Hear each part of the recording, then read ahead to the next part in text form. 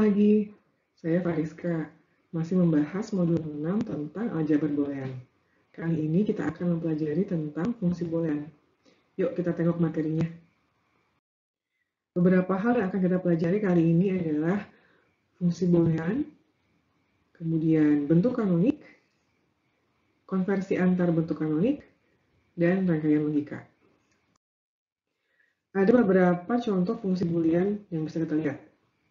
Misalnya fx sama dengan x, fxy sama dengan x aksen y plus xy aksen plus y aksen. Dan contoh lain, misalkan yang 3 literal, yaitu fxyz sama dengan xyz aksen. Kita bisa lihat di sini, setiap peubah dalam fungsi boolean, termasuk dalam bentuk komplemennya, kita sebut sebagai literal. Contohnya untuk fungsi h xyz sama dengan xyz aksen. Ada 3 buah literal di sini, yaitu x, y, dan z aksen.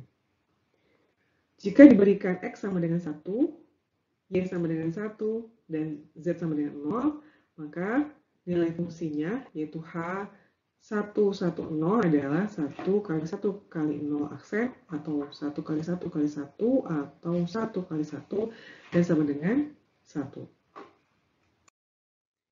Ekspresi boolean yang menspesifikkan suatu fungsi dapat disajikan dalam 2 bentuk berbeda, yaitu penjumlahan dari hasil kali atau perkalian dari hasil jumlah. Contohnya sebagai berikut. Misalnya fxyz adalah x aksen y aksen z plus x y aksen z aksen plus xyz. Dan juga ada fungsi lain yaitu gxyz ya, dengan penulisan yang berbeda, yaitu x plus y plus z dikalikan dengan x plus y aksen plus z aksen plus x plus y aksen plus z aksen, dan seterusnya. Ini sebetulnya adalah 2 fungsi yang sama, di mana fungsi f merupakan penjumlahan dari hasil kali, sedangkan fungsi g adalah perkalian dari hasil jumlah. Min-term adalah suku atau term dalam ekspresi boolean yang mengandung literal yang lengkap dalam bentuk hasil kali. Sedangkan max-term adalah suku atau term dalam ekspresi boolean yang mengandung literal yang lengkap dalam bentuk hasil jumlah. Contohnya fxyz, ya, x aksen y aksen z plus x y aksen z aksen plus xyz ini mengandung 3 buah min-term, yaitu x aksen y aksen z yang ini, kemudian yang kedua x y aksen z aksen, dan xyz. Sedangkan untuk fungsi gxyz yang tadi mengandung 5 buah max-term, yaitu yang pertama x plus y plus z, kemudian x plus y aksen plus z, dan sampai dengan max-term yang kelima. Perlu diperhatikan bahwa misalnya ada beberapa peubah yaitu x, y, dan z, maka perhatikan di sini x aksen y bukan min-term, y aksen z aksen juga bukan min-term. Min-term adalah contohnya seperti ini, ya, x y aksen z, x y z aksen, x aksen y aksen z. Kenapa? Karena mereka lengkap.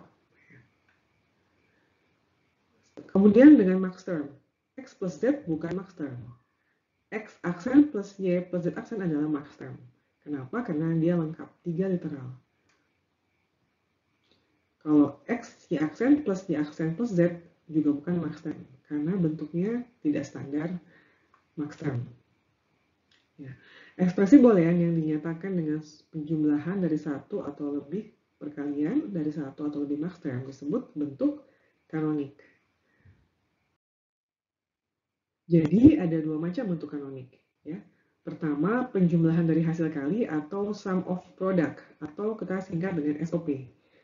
Kemudian ada perkalian dari hasil jumlah atau product of sum. Kita sebut juga dengan POS. Bentuk SOP atau SOP adalah seperti ini ya, di mana dia adalah min-term, ya, penjumlahan dari min-term. Kemudian bentuk POS adalah seperti fungsi G yang tadi kita pelajari, ya, yaitu perkalian dari max-term.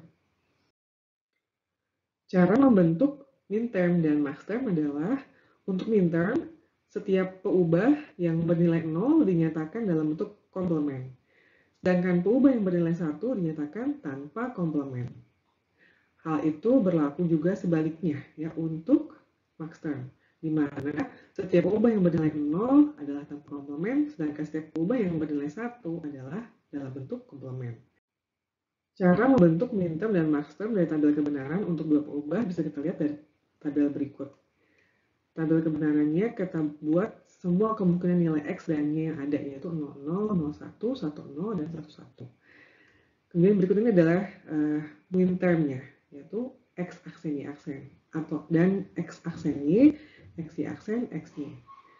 Nah, ini adalah lambang untuk min term ya, dengan M kecil. Kita urutkan M0, M1, M2, M3. Ya. Sedangkan untuk max term ya, dengan nilai yang sama yaitu X0, Y0 dilambangkan dengan suku X plus Y. Ya, berlawanan dengan min term ya. Dan lambangnya adalah M besar. Ya, kita urutkan yang paling atas M0, M1, M2, M3. Ya, perhatikan ini adalah bentuk standar. Jangan diganti-ganti urutannya. Jika diberikan sebuah tabel kebenaran, kita dapat membentuk fungsi boolean dalam bentuk kanonik SOP atau POS dari tabel tersebut. Dengan cara, untuk SOP kita ambil min term dari setiap nilai yang bernilai 1. Kemudian untuk POS kita ambil max termnya dari setiap nilai fungsi yang bernilai 0.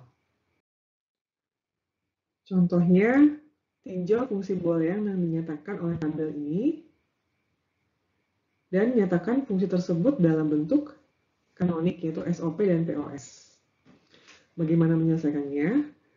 Untuk yang SOP, tadi perhatikan caranya adalah kombinasi nilai-nilai peubah yang menghasilkan nilai fungsi yang sama dengan 1 ya.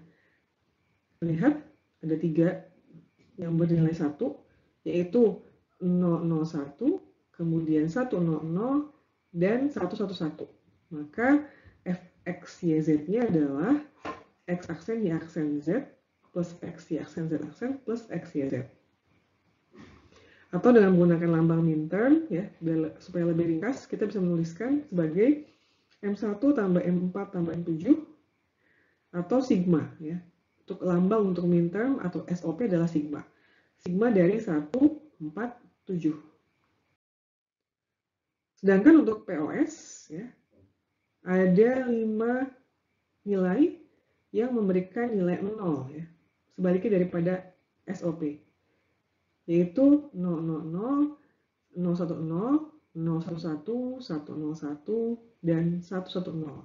Maka fungsinya adalah fxyz sama dengan x plus y plus z, kemudian x plus y aksen plus z, x plus y aksen plus z aksen, x aksen plus y aksen, x aksen plus y plus z aksen, dan terakhir x aksen plus y aksen plus z.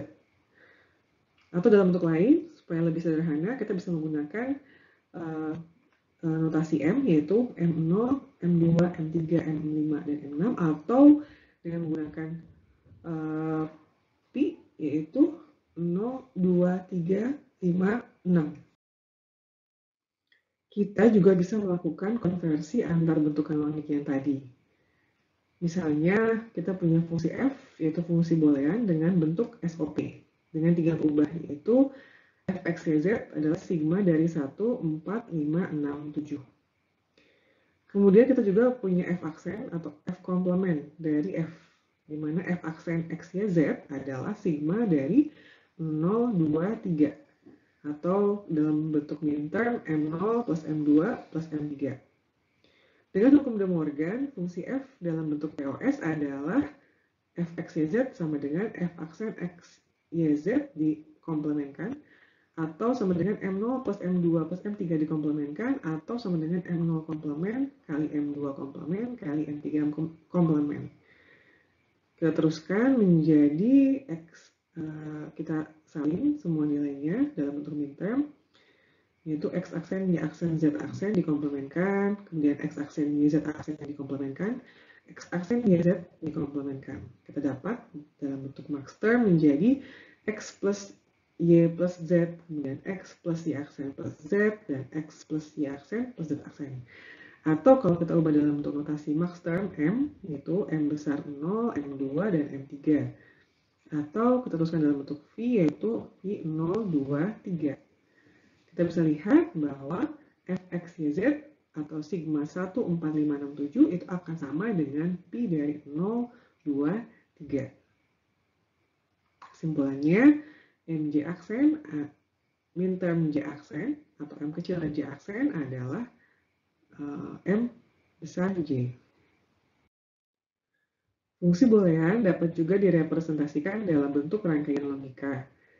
Ada 3 gerbang logika dasar yang ada, yaitu gerbang N, gerbang OR, dan gerbang NOT. Di dalam gerbang N, kita menggambarkannya seperti ini notasinya. Kemudian gerbang OR dengan lengkungan seperti ini. Kemudian gerbang NOT ya, dengan segitiga dan ada lingkaran kecil di ujungnya. Contoh penggunaan rangkaian logika pada aljabar boolean adalah seperti ini. Nyatakan fungsi fxyz sama dengan xy plus x aksen y dalam rangkaian logika. Ya, ada beberapa cara menggambarkannya. Pertama, ya, dari x, y seperti ini, kita buat 2, ya, 2x, y di sini. Kita buat dengan menggunakan gerbang n, ya, x, y, dan gerbang. Untuk x-nya, yang kedua, ya, untuk mendapatkan x aksen y, kita harus menotkan dulu, ya, x-nya menjadi x aksen atau x komplement. Kemudian kita n-kan dengan y, dan keduanya kemudian kita OR-kan dengan menggunakan gerbang OR. Cara kedua, kita sama saja sebetulnya, hanya cara penggambaran berbeda, di mana kita menuliskan satu xy saja, lalu kita cabangkan menjadi 2. Ini satu ke xy, satu lagi ke x aksen y. Cara ketiga, kita buat 2 jalur untuk xy di sini, jalur vertikal, ya, x satu jalur vertikal dan y satu jalur vertikal. Kemudian kita ambil yang perlu ke 2 gerbang, ya, gerbang untuk xy dan gerbang x aksen y. Kita gambarkan garis-garis pengambilannya. Untuk ujungnya sama saja.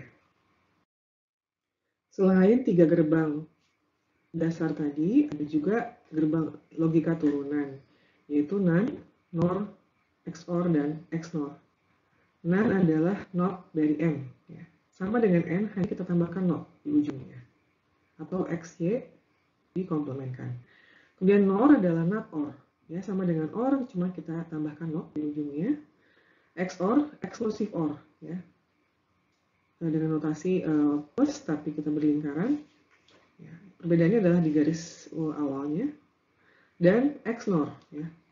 NOT XOR sebetulnya sama dengan NOT XOR. Ya. Exclusive OR kita komplementkan. Bedanya adalah ada NOT di ujungnya. Ya, keempat gerbang tadi sebetulnya adalah kombinasi dari gerbang dasar. Misalnya NOR itu disusun dengan kombinasi OR dan NOT. Ya, OR dan NOT. Selain itu juga dengan menggunakan hukum De Morgan, kita juga bisa membuat gerbang logika yang ekuivalen dengan NOR dan NaN. Seperti di atas. Ya. NOR dan NaN. Ya.